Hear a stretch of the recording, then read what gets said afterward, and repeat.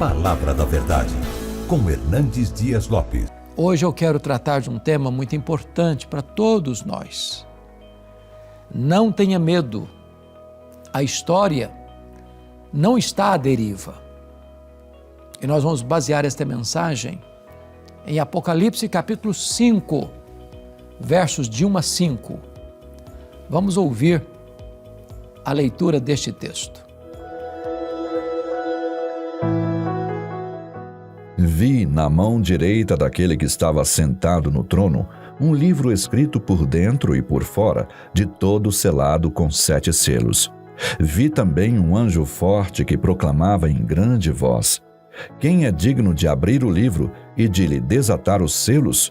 Ora, nem no céu, nem sobre a terra, nem debaixo da terra, ninguém podia abrir o livro, nem mesmo olhar para ele. E eu chorava muito, porque ninguém foi achado digno de abrir o livro, nem mesmo de olhar para ele. Todavia, um dos anciãos me disse: não chores, eis que o leão da tribo de Judá, a raiz de Davi, venceu para abrir o livro e os seus 7 selos. Os historiadores nos informam que o homem parece não aprender com a história e por isso está fadado a repetir os erros da história.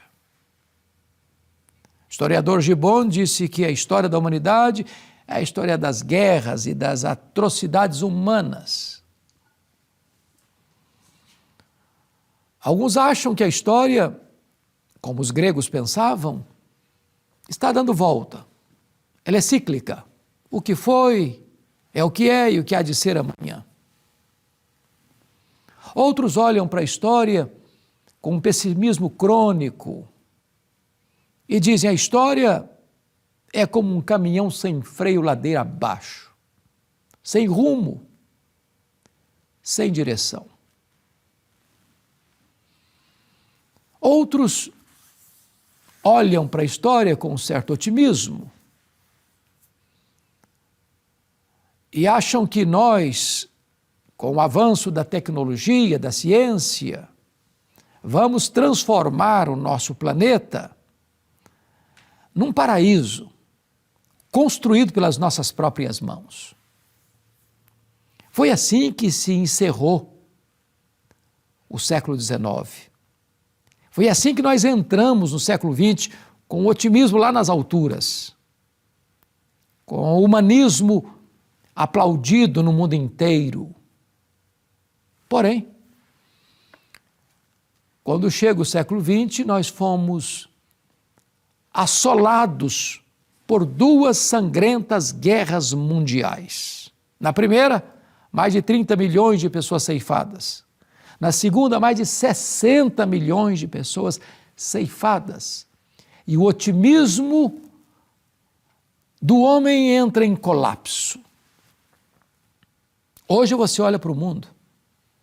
Avançamos na ciência, avançamos na tecnologia, avançamos na capacidade de deslocamento, avançamos nas técnicas de comunicação, mas nós estamos ainda mergulhados num pântano de corrupção, de violência, de maldade, de promiscuidade.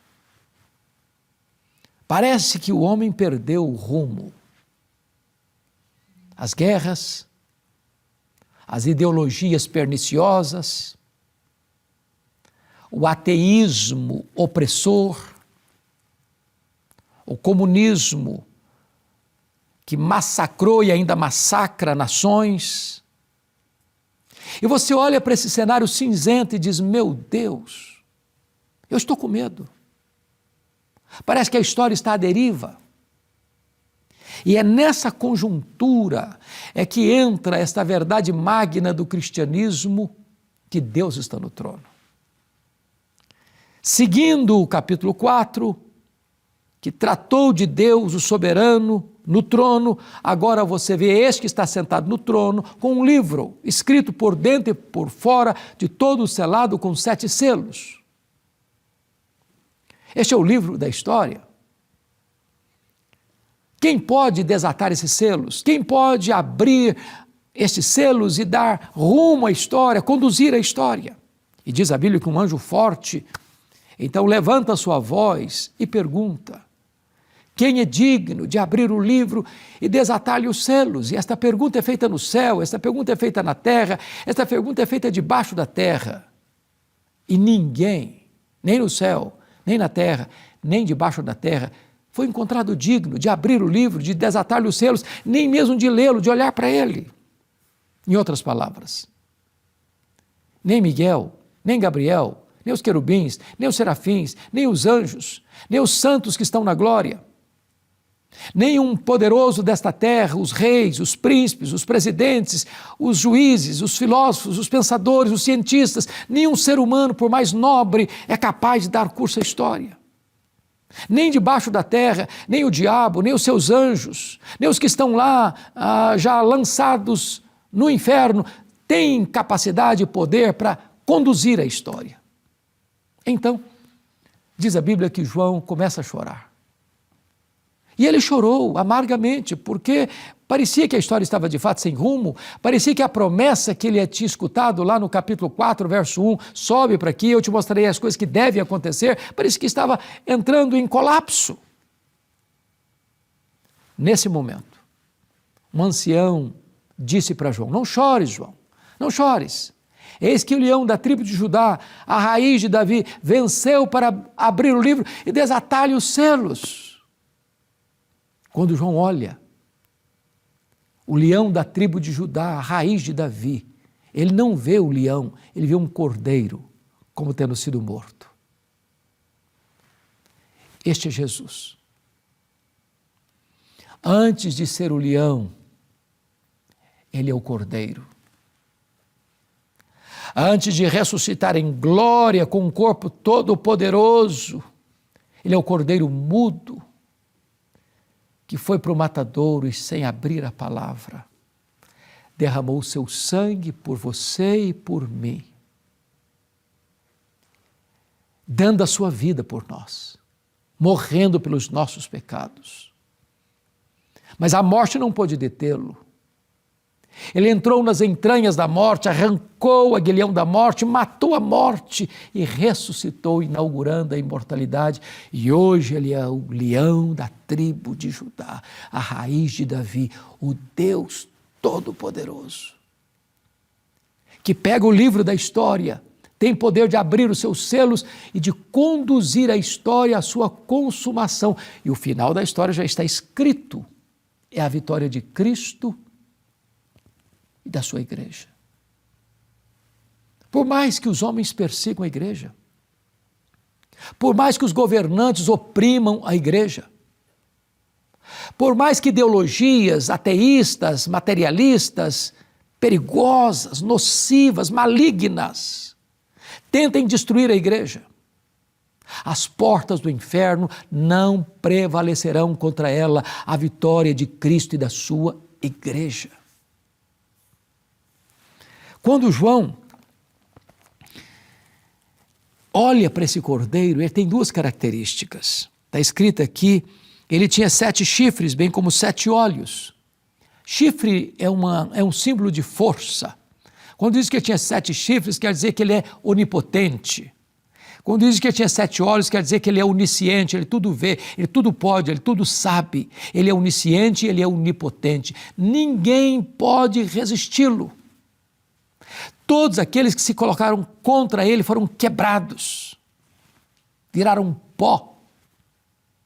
Ninguém pode lutar contra Deus e prevalecer.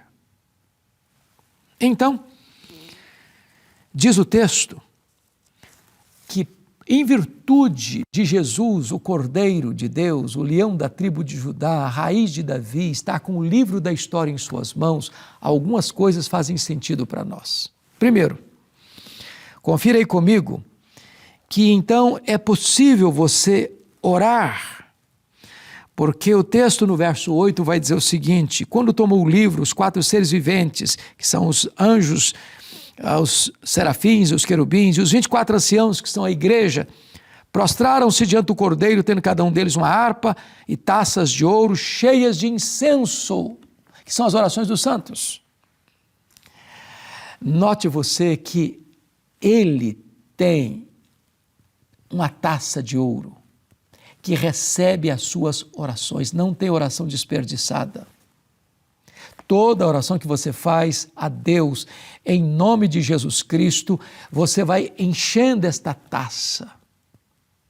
Haverá um momento em que esta taça há de transbordar e Deus virá então com grandes e poderosas intervenções na história em resposta às orações dos santos.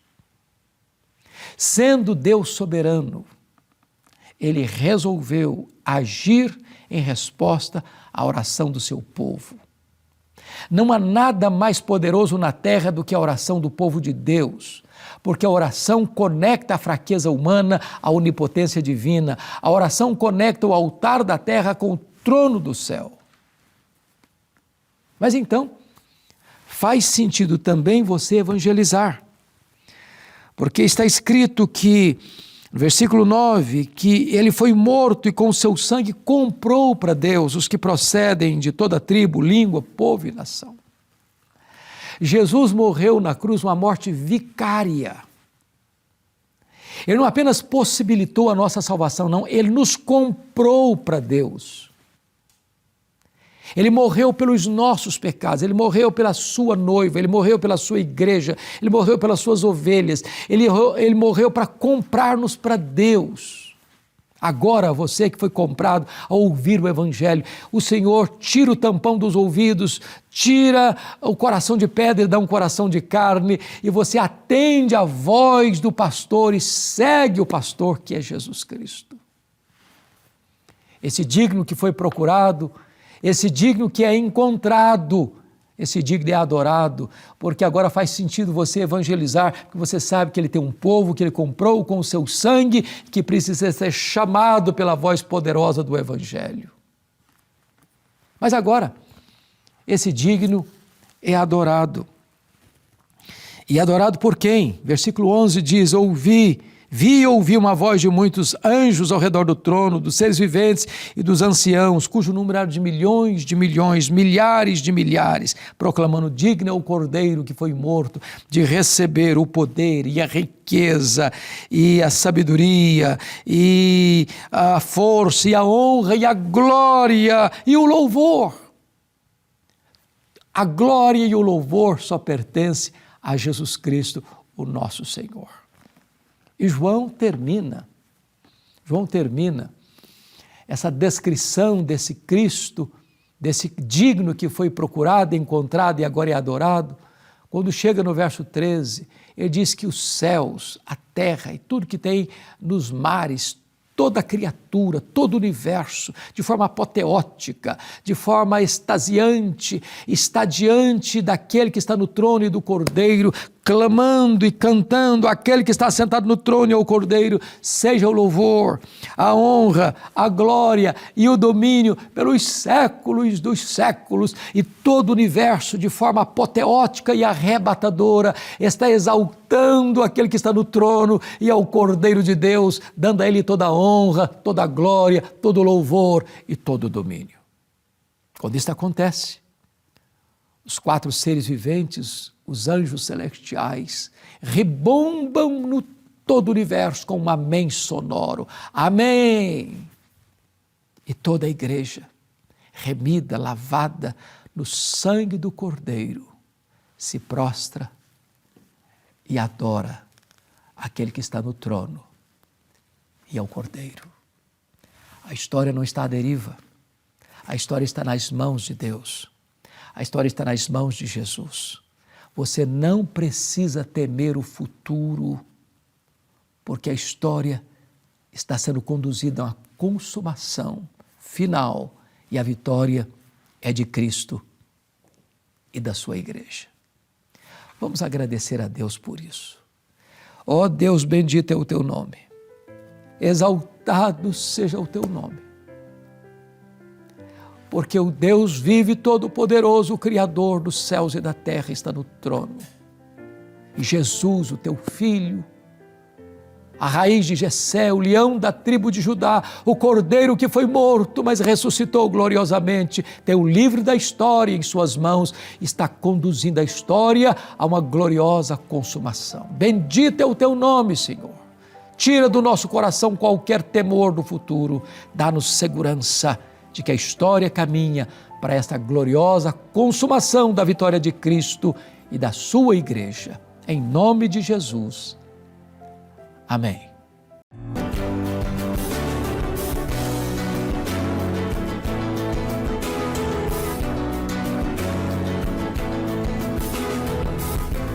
Palavra da Verdade, com Hernandes Dias Lopes.